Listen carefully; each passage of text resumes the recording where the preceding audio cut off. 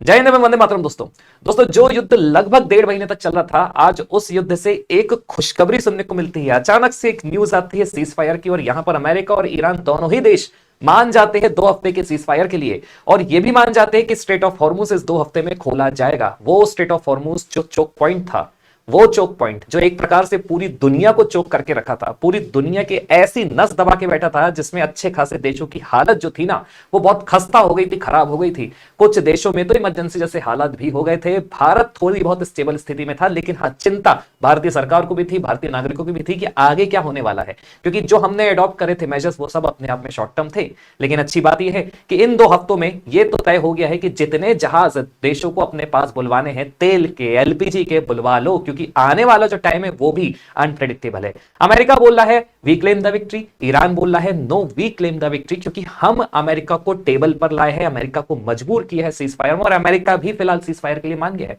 तो क्या इसे अपन एक जस्ट स्ट्रेटेजिक प्रेशर टूल की तरीके से देख सकते हैं? इस वीडियो के माध्यम से अपन समझने का प्रयास करेंगे कि सीज फायर कैसे हुआ, और दूसरी चीज, ईरान ने ऐसे कौन से 10 प्रपोजल भेजे अमेरिका को जिसमें अमेरिका बातचीत कर सकता है, नेगोशिएशंस हो सकते हैं। लेकिन वो 10 प्रपोजल बड़े ही चर्चा में हैं, क्योंकि उसी के माध्यम से अमेरिका ने एक्सेप्ट किया कि हम सीज फायर करेंगे। वो अमेरिका जो ट्यूसडे को ईरान में तबाही मचाने वाला था, ईरान के जो सबसे इंपॉर्टेंट इंफ्रास्ट्रक्चर है उसको टारगेट करने वाला था, लेकिन ईरान तो ईरान बैठा। ईरान को अंडर एस्टिमेट करके यहां पर अमेरिका इजराइल ने बहुत बड़ी गलती करी। यहां पर ईरान ने भी अमेरिका के जो सबसे इंपॉर्टेंट अलाइज थे, मिलिट्री अलाइज थे, अमेरिका के जो मिलिट्री बेसिस थे, जो इंपॉर्टेंट इंफ्रास्ट्रक्चर्स थे पूरे गल्फ रीजन में, ईरान ने उसे टारगेट करके एक तरीके से प्रेशर तो अमेरिका के ऊपर बहुत बढ़ाया। तो यहां पर अपन समझने का प्रयास करेंगे। आर्टिकल्स अगर आप देखेंगे तो भारत ने इस मूव को वेलकम किया है, बोला है इंडिया वेलकम से US Iran cease fire, calls for free navigation through the Hormuz. Bharat तो वैसे भी शांति का प्रतीक ही है, चाहता ही है कि पूरी दुनिया में शांति हो। लेकिन मजेदार बात यहां पर है कि अमेरिका को किसने इंसिस्ट किया होगा, ईरान को किसने इंसिस्ट किया होगा, क्योंकि नुकसान तो यहां पर अमेरिका का बहुत हो रहा था। लेकिन सीज फायर के आने से बहुत अच्छी बात यह है कि पूरी दुनिया को 2 हफ्ते का सांस लेने का मौका मिल जाएगा, खासकर पूरी दुनिया की इकोनॉमी को सांस लेने का मौका मिल जाएगा। अगर आपका पोर्टफोलियो भी रेड हो रहा होगा तो संभवतः उसमें भी आपको थोड़ा बहुत एक ग्रीन कलर देखने को मिल जाए। तो इस वीडियो के माध्यम से समझने का प्रयास करेंगे, लेकिन उसके पहले यहां पर हमारा क्यूआर कोड दिया है दोस्तों। अगर आपने अभी भी हमारा टेलीग्राम चैनल नहीं ज्वाइन किया है तो उसे जरूर ज्वाइन कर लीजिएगा, क्योंकि उस टेलीग्राम चैनल में फ्री ऑफ कॉस्ट यूपीएससी और एमपीपीएससी से रिलेटेड आपको करंट अफेयर्स की free of cost PDF daily upload होती है, जो आपकी एग्जाम की प्रिपरेशन को और ज्यादा बूस्ट कर सकती है। और फिर जल्द ही हमारे डेली लाइव सेशंस भी आपके लिए चालू होने वाले हैं, जो द हिंदू का हम एनालिसिस करते हैं वो चालू होने वाले हैं। तो यहां देखिएगा, कुछ ही दिन पहले आपको ध्यान होगा डोनाल्ड ट्रंप का एक ट्वीट था, Remember when I gave Iran 10 days to make a deal or open up the Strait of Hormuz? Time is running out. 48 hours before all hell will rain on them. तो ये अपने आप में ऐसी धमकी थी जिसमें ट्यूसडे तक का समय दिया गया था। आज वेडनेसडे है, लेकिन एक रात पहले ही डील हो गई, वरना धमकी तो कुछ इस तरीके से थी कि यहां पर अमेरिका तैयार बैठा था कि ईरान में पूरी तबाही मचा देगा। ईरान के पावर प्लांट, ब्रिज, सबके सबको वो टारगेट करने वाला था। जितने भी इंपॉर्टेंट इंफ्रास्ट्रक्चर थे, अमेरिका उसे टारगेट करने वाला था। धमकी भी कोई छोटे मोटे शब्दों के साथ नहीं दी थी, जितनी भी गाली गलौज वो कर सकते थे डोनाल्ड ट्रंप, उनने प्रयास किया है। फिलहाल तो इसे मैंने यहां पर राइट मार्क कर दिया है, लेकिन ये उनकी धमकी का तरीका था, या इसे आप एक धमकी बोल ले या फिर एक ऐसा स्ट्रेटेजिक प्रेशर टूल बोल दे जो ईरान के ऊपर वो करना चाह रहा था। लेकिन ईरान तो ईरान बैठा। ईरान में भी आईआरजीसी की तरफ से जो रिस्पॉन्स आया to the American strike against a petrochemical plant in the Mahshar, the strike on B1 bridge in Karaj, in response to Trump's threats, IRGC Aerospace Forces, as an initial warning, have started targeting petrochemical energy infrastructure in the region. वो region जहां पर gulf countries है, जहां पर OPEC countries है, वो OPEC countries जो USA के सबसे इंपॉर्टेंट अलाय है। मतलब एक प्रकार से ईरान ने उनको टारगेट बनाया जो अमेरिका के सबसे इंपॉर्टेंट अलाय थे, और इसी के माध्यम से अमेरिका को टेबल पर लाने का प्रयास किया, जो कि आज आप सीज फायर के नाम से सुन रहे हैं।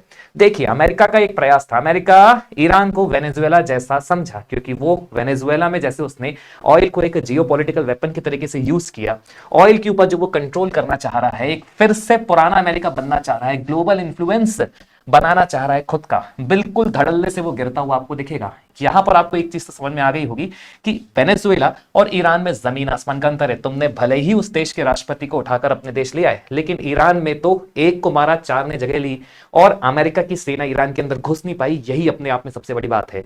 हाँ, एक चीज जरूर है, सीज फायर का अक्सर यह भी मतलब होता है कि जो 2 हफ्ते का सीज फायर लिया जा रहा है, इसमें हो सकता है कि दोनों देश खुद की प्रिपरेशन के लिए भी टाइम ले, और इसी बीच पूरी दुनिया को सांस लेने का मौका भी मिल जाए। तो यहां पर एक संभवता यह भी है कि भले ही सीज फायर हुआ है, लेकिन ये परमानेंट सॉल्यूशन नहीं है दोस्तों। It is just a temporary solution जो कुछ समय के लिए ही है। यहां पर अगर आप देखोगे कि what is in the Iran 10 point cease fire plan, will the US agree to it. Agree to it मतलब अभी नेगोशिएशन चल रहा है, लेकिन 2 हफ्ते का सीज फायर ये तो कंफर्म है। मतलब यहां पर ईरान ने जो 10 पॉइंट भेजे हैं, जो मैं आपको दिखाता हूं, वो अपने आप में ये बताता है कि अभी नेगोशिएशन है। 2 हफ्ते का भले ही ट्रूस पैक्ट हुआ हो, लेकिन फिलहाल उन 10 पॉइंट को अगर अमेरिका मान लेता है तो यहां पर जीत सीधी तौर पर ईरान की ही मानी जाएगी। उसके पहले मैं आपको एक हाईलाइट दिखाना चाहूंगा दोस्तों। चाइना पहले ही इसे क्लेम कर चुका था कि अगर यूएस और ईरान को अपना युद्ध रोकना है तो सीज फायर ही एक परमानेंट सॉल्यूशन है। सीज फायर के माध्यम से ही ये युद्ध रुक सकता है। भारत ने भी सीज फायर की बात करी थी। भारत भी बोला था कि दोनों देशों को टेबल पर आना चाहिए और इसमें मीडिएशन का रोल प्ले करना चाहिए। और मजेदार बात यह है कि यहां पर मीडिएशन का रोल इजिप्ट, पाकिस्तान और टर्किश मीडिएटर्स ने किया था। चाइना को भी एक प्रकार से मीडिएशन का रोल मिला था। चाइना ने तेहरान में रहकर ईरान को कन्विंस करने का काम किया है, और यहां पर चाइना लगातार अमेरिका की पोल भी खोल रहा था कि इस युद्ध में अमेरिका को ऐसी तबाही हुई है, ऐसी बर्बादी हो रही है उसकी इकोनॉमी की, जिसको वो इमेजिन नहीं कर सकता। ऑपरेशन एपिक फ्यूरी अपने आप में जो अमेरिका ने चलाया, उसमें अमेरिका की इकोनॉमी को बहुत नुकसान हो रहा है। यहां पर देखिए $2 बिलियन एक्सीड हो चुके हैं अमेरिका की इकोनॉमी से इस युद्ध में। तो यहां पर चाइना का भी प्रपोजल अपने आप में ये थोड़ा नोटेबल है। और यहां पर यूएस की जो इंटेलिजेंस थी वो तो पहले ही वार्न कर चुकी थी कि अगर आपने कोई भी कदम नहीं उठाया तो ईरान तो स्ट्रेट ऑफ हॉर्मुज को चोक नहीं करेगा, मतलब चोक ही करा रहेगा। चोक होल्ड जो रहेगा वो ईरान का ही रहेगा। ईरान उससे अपना कब्जा कभी भी हटाने नहीं वाला है। यही सबसे बड़ी बात थी जिसके कारण अमेरिका मजबूर हुआ, क्योंकि उसके इस नतीजे के कारण, उसके इस ईगो के कारण पूरी दुनिया की इकोनॉमी कोलैप्स हो रही थी, ग्लोबल सप्लाई में डिसरप्शन हो रहा था। तो यहां पर आपको समझ में आ गया होगा कि फिलहाल जो 2 हफ्ते का ट्रूस साइन हुआ है, सेफ पैसेज ऑफ हॉर्मुज का हो चुका है, ये अपने आप में राहत वाली बात है। That is why Trump agrees to suspend attacks for 2 weeks if Iran opens Strait of Hormuz. यहां से अमेरिका सस्पेंड कर रहा है अपने अटैक को, और ईरान भी अपने मिलिट्री ऑपरेशंस को हॉल्ट कर रहा है। मतलब वो ऑपरेशन जो दूसरे देश को वो टारगेट कर रहा था, और ये जो पूरा हो रहा है, ये ईरान के 10 जो प्रपोजल उसने पॉइंट जो बनाए हैं प्रपोजल के माध्यम से, उसे भेजने के बाद कर रहा है। तो यहां पर मैं आपको बताता हूं कि ईरान भले ही बोल रहा है कि हमारे लिए हिस्टोरिक विक्ट्री है, और ऐसा इसलिए बोल रहा है क्योंकि उसने यूएस को सीज फायर के लिए फोर्स किया है। वैसे तो यहां पर याद रखिएगा, सीज फायर के बाद भी वॉर शुरू हो सकता है। मतलब जब तक दोनों ही देशों के ऑब्जेक्टिव अचीव नहीं हो जाते तब तक वॉर रुका हुआ है, लेकिन जैसे ही ऑब्जेक्टिव अचीव हो गए तो यहां पर हो सकता है कि वॉर फिर से हो जाए। लेकिन फिलहाल ईरान की तरफ से जो विक्ट्री क्लेम की जा रही है, उसमें एक चीज तो तय है कि ईरान का थोड़ा आपको जो पल्ला है ना, वो भारी देखने को मिलेगा। मतलब यहां पर अगर कोई एक non nuclear power country US और इजराइल को एकदम टेबल पर ला रही है, तो इसका मतलब यह है कि उसने कुछ तो काम किया है, और वो कुछ तो काम कोई छोटा मोटा काम नहीं था। दुनिया में जो दुनिया की नस थी उसे वो दबा के बैठ गया था, और उस नस को दबाने के बाद वो छोड़ ही नहीं रहा था, जिसका एक नतीजा ये निकला कि दूसरे देशों ने फिर अमेरिका और इजराइल के ऊपर दबाव बनाया होगा। तो यहां पर जो 10 इंपॉर्टेंट उसके पॉइंट है उसको देखिए ध्यान से। यहां पर जो डिमांड की गई है ईरान की, जो प्रपोजल तैयार किए गए जिसमें 10 पॉइंट की वो बात करता है, उसमें सबसे पहले यूएस के एग्रेशन को वो खत्म करने की बात कर रहा है कि किसी भी तरीके से कोई भी फ्यूचर अटैक नहीं होना चाहिए। साथ ही साथ हमारा जो एक यूरेनियम एनरिचमेंट चल रहा था, वेपनाइजेशन का नहीं, लेकिन हाँ हमारी सेफ्टी के लिए, उसे वो वापस से शुरू करना चाहता है। और वो ये चाहता है कि उसके जो न्यूक्लियर राइट है उसे रिकॉग्नाइज किया जाए। हॉर्मुज पर कंट्रोल ईरान चाहता है। Iran retains control of straight of Hormuz. इसके अलावा सैंक्शंस को रिमूव करना चाहता है। यूएन और IAEA, international atomic energy association के रेजोल्यूशंस को एंड करना चाहता है ताकि ग्लोबल रिस्ट्रिक्शंस खत्म हो जाए। कंपनसेशन भी वो यूएस से चाहता है, पेमेंट फॉर वॉर डैमेजेस। इसके अलावा यूएस के विड्रॉल को चाहता है, असेट रिलीज चाहता है, रीजनल सीजफायर चाहता है, लॉन्ग टर्म स्टेबिलिटी चाहता है। कुल मिला के ये जो 10 शर्तें रखी गई है, फिलहाल इसे यूएस के द्वारा एक्सेप्ट तो नहीं किया गया है, लेकिन हाँ नेगोशिएशन चालू है।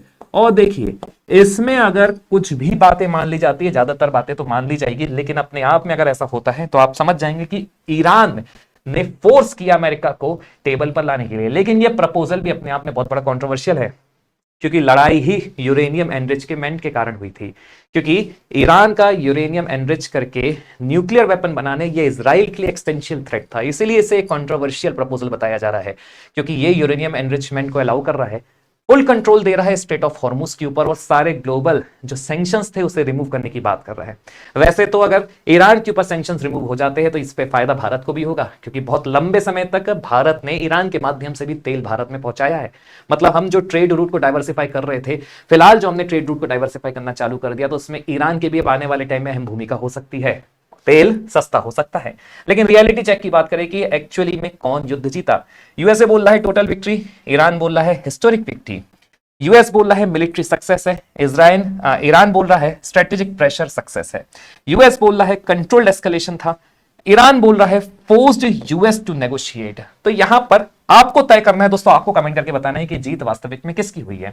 क्योंकि यहां पर अभी भी देखेंगे तो दुनिया में जितने भी इस तरीके के चोक पॉइंट होते हैं, स्ट्रेट ऑफ हॉर्मुज जैसे, फॉर एग्जांपल बाबाल मंडप जो स्वेज कैनाल के पास है, स्ट्रेट ऑफ मलक्का जो भारत के पॉइंट ऑफ व्यू से बहुत ज्यादा जरूरी है, टर्किश स्ट्रेट, दानिश स्ट्रेट, ये सबसे इंपॉर्टेंट है अपने आप में, सबसे इंपॉर्टेंट चोक पॉइंट्स है। मैं माफी चाहूंगा आप सबसे, यहां पर भारत का अखंड मैप नहीं शो हुआ है फिलहाल, जो भारत का भी अखंड मैप है ना, तो इसके लिए मैं आपसे माफी चाहूंगा, मैंने भी अभी देखा है। लेकिन फिर भी मैं आपको बताना चाहूंगा कि ये हमेशा से परेशानी वाले रहे, दुनिया में जितने भी स्टेट्स है, ये सब स्टेट्स अपने आप में दुनिया के लिए ऐसे चोक पॉइंट रहे हैं जिससे पूरी दुनिया डरती है। लेकिन अगर वो देश, जो देश समझते हैं अच्छे से, जियोपॉलिटिक्स की समझ रखते हैं, वो चाहते हैं अब कि हमारा जो ट्रेड रूट हो वो इन चोक पॉइंट की बजाय भले ही लंबा हो, लेकिन हां फ्री हो, भले ही टाइम कंज्यूम हो, लेकिन लगातार हो, ताकि जो हमारी सप्लाई है वो निरंतर बनी रहे। इसलिए भारत अपने ट्रेड रूट को लगातार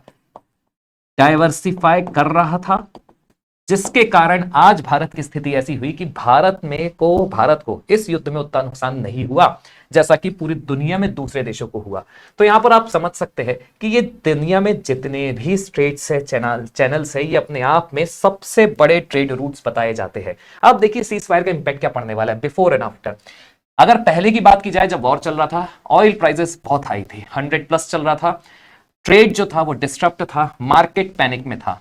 लेकिन सीज फायर के बाद ऑयल प्राइसेस स्टेबलाइज होने के आसार है, जो एक डिस्ट्रप्शन था ट्रेड का वो रिज्यूम हो जाएगा, और यहां पर जो मार्केट है फिलहाल उसे रिलीफ मिल जाएगा। अब देखिए क्या सही में युद्ध रुका है, तो अपन बोल सकते हैं। ईरान की तरफ से भी स्टेटमेंट आया, आप भी समझिएगा, अगर 2 हफ्ते का समय मिला है तो ये एक प्रकार से प्रिपरेशन भी हो सकती है जो ईरान और अमेरिका दोनों लेना चाह रहा हो। लेकिन यहां पर ईरान बोल रहा है वॉर नॉट फुली एंडेड और डिपेंड्स ऑन द नेगोशिएशन। जिस तरीके से नेगोशिएशन होगा वो डिसाइड करेगा कि आने वाले टाइम में क्या होने वाला है। मतलब यहां पर सीधी वार्निंग है कि कॉन्फ्लिक्ट को अभी सिर्फ एक टेम्पररी पॉज मिला है, ये कोई परमानेंट सॉल्यूशन नहीं है, किसी भी वक्त युद्ध फिर से स्टार्ट हो सकता है। तो 2 हफ्ते का जो समय मिला है ना, उसमें जितने भी जहाज, जितने भी देश अपने देश बुलाना चाहे बुला ले भैया, जितना तेल चाहिए, जितना एलपीजी चाहिए, सब बुला ले, क्योंकि अनसर्टेनिटी अभी भी बनी हुई है। भारत की पकड़ की अगर बात की जाए, भारत की पोजीशन तब भी स्ट्रांग थी, अब भी स्ट्रांग है, क्योंकि अब तो हमें वैसे भी 2 हफ्ते का और समय मिल गया। हमारे पास जो 2015 के बाद एक ग्रेजुअल राइज हुआ है हमारे स्ट्रेटेजिक पेट्रोलियम रिजर्व का, उसके कारण हुआ यह था कि भारत में तेल की कीमतें वैसी नहीं बढ़ी थी, बढ़ी ही नहीं थी जैसे कि पूरी दुनिया में तेल की कीमतें बढ़ी है। आप अगर गूगल करेंगे तो आपको समझ में आ जाएगा। अगर भारत में तेल की कीमत बढ़ जाती तो फिर भारत की स्थिति वैसे ही हो जाती जैसे कि 1970 के दशक में हुई थी, 1990s के डिकेड में हुई थी। तो यहां पर भारत की स्थिति बहुत क्लियर है। भारत लगातार वो स्ट्रेट ऑफ हॉर्मुज जो दुनिया के लिए बंद थी, भारत के लिए खुली हुई थी। तब भी भारत के कई सारे जहाज आ रहे थे, for example Green Sanvi, then Green Asha, then यहां पर जो आया एलपीजी का भी फिलहाल में अराइवल हुआ, डीपीए कांडला जामनगर गुजरात के पोर्ट में। तो एमटी जग वसंत, ये जितने भी है ये लगातार भारत में आ रहे थे, और इवन भारत का झंडा लिए दूसरे देश के भी जहाज स्ट्रेट ऑफ हॉर्मुज से पास हो रहे थे। यहां पर आप जापान का एग्जांपल ले सकते हैं। तो भारत की स्थिति तब भी स्ट्रांग थी, भारत की स्थिति अब भी स्ट्रांग है, इसलिए भारत ने इस पूरे मूव को वेलकम किया है। लेकिन यहां पर ध्यान में रखिएगा, सीज फायर का मतलब यहां पर परमानेंट पीस नहीं है, सिर्फ एक स्ट्रेटेजिक पॉज है। दोनों ही साइड जो है यूएस और ईरान की, वो अब रिग्रुप कर सकती है। नेगोशिएशन पर डिपेंड करेगा कि आने वाला समय कैसा रहेगा। और दोनों ही देश एक, अब देखिए, विन नैरेटिव की एक थ्योरी क्लेम करेंगे। ये ठीक वैसे ही जैसे ऑपरेशन सिंदूर के सामने आपने देखा होगा, ऑपरेशन सिंदूर के समय भी आपने देखा होगा कि पाकिस्तान ठहरा वो देश जिसने एक पीपीटी के माध्यम से पूरी दुनिया को बता दिया कि नहीं, हमारी विक्ट्री है। बल्कि भारत ने तो सैटेलाइट इमेज देखी थी, लेकिन पाकिस्तान की आवाम ठहरी पाकिस्तान जैसी, उसने उस पीपीटी को भी बिलीव कर लिया। और भारत ने जो सैटेलाइट इमेज भेजी थी, वो अपने आप में पूरा डंका बजा रही थी भारत की। भारत में, और भारत ने पर्टिकुलर ऑपरेशन सिंदूर के टाइम में जो एक शौर्य का, जो एक करेज दिखाया, जो उसने अपनी डिफेंस इक्विपमेंट्स की रियलिटी बताई कि किस तरीके का भारत आज बन चुका है, वो भी दुनिया के लिए एक प्राइम एग्जांपल था। तो यहां पर अब नैरेटिव थ्योरीज चालू हो जाएगी दोनों देशों की तरफ से। कंक्लूजन सिंपल सा है, फिलहाल ईरान को स्ट्रेटेजिक लेवरेज मिला है, यूएस ने एस्केलेशन को अवॉइड की है, लेकिन हाँ, अब ये भी पूरी दुनिया की जो स्थिति है वो अनसर्टेन बनी हुई है। तो दोस्तों, आपको कमेंट करके बताना है कि आपका क्या इस पूरे मसले पर सोचना है। आपको क्या लगता है, कौन जीता, अमेरिका जीता कि ईरान जीता? और अगर भारत की बात की जाए तो भारत के बारे में जरूर कमेंट करके बताइएगा। जय हिंद एवं वंदे मातरम।